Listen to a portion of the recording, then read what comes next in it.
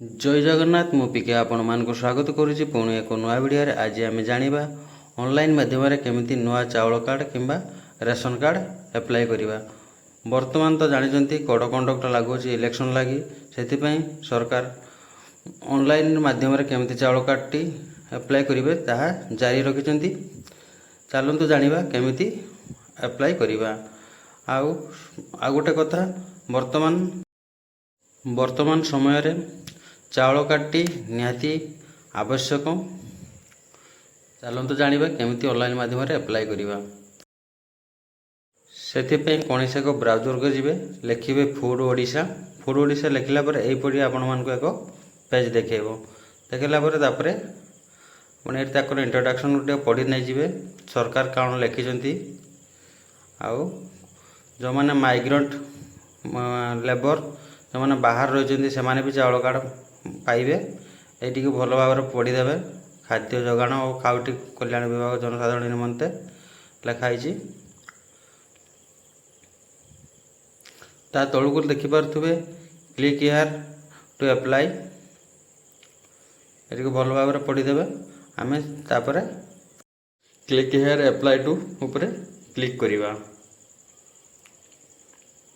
Click कलापर आपण मानक यही एक पेज देखेब।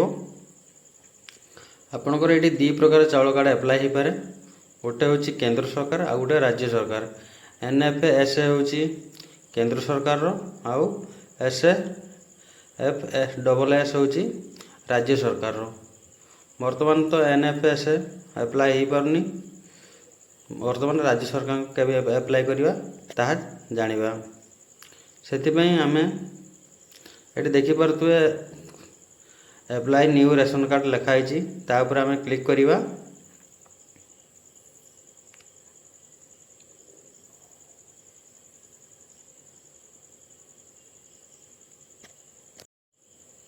क्लिक कलापर यहीपरी आपण मानक एक पेज देखेब जहाँ लिखाई apply new ration card under SAFFSS।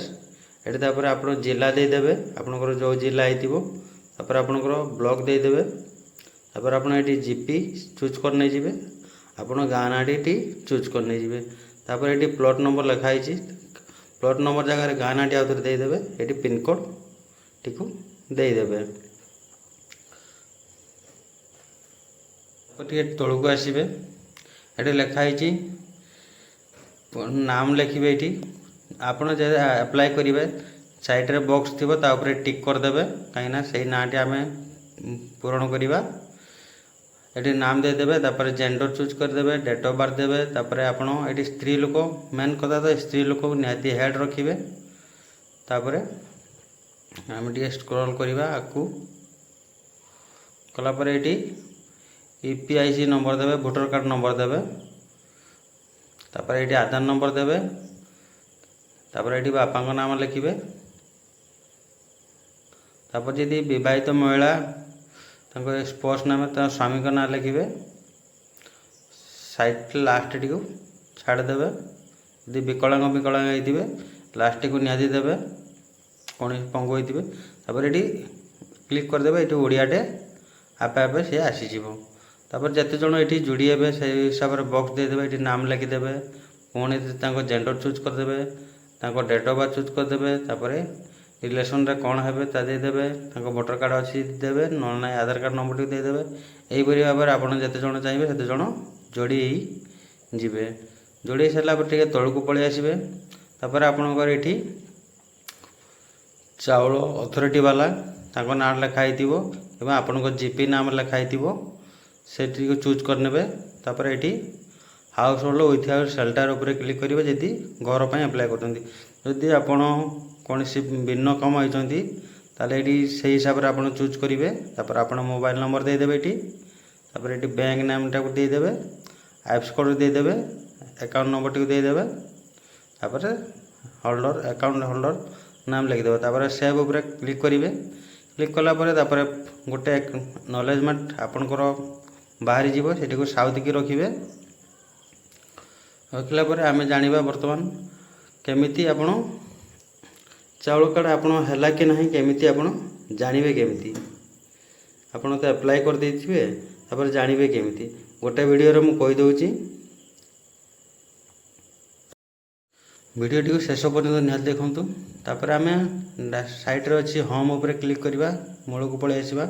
एटा तापर बेनिफिशियरी लिखा अछि ता ऊपर क्लिक करबा। एई परि भाबर आपण एई गुटे आ गुटे पेज को पळे आसीबे। एटा देखियो लिखा आइथिबो एनएफएसए कार्ड एंड बेनिफिशियरी से लिखा आइथिबो। तापर आमे एटी क्लिक करबा। क्लिक कला परे तापर एटी आपनकर जिला देखेबो, ब्लॉक देखेबो। तापर आपनकर चावल कार्ड जो नंबर पंचायत रो जो चावल कार्ड नंबर मेन जो नंबरटा थाए से नंबर देखेबो। तापर एटी गेट रिपोर्ट ऊपर क्लिक करिवे। चलंतु मु कहि दउची केमिति आपनकर एई परि भाबर आपनको शो करिवो।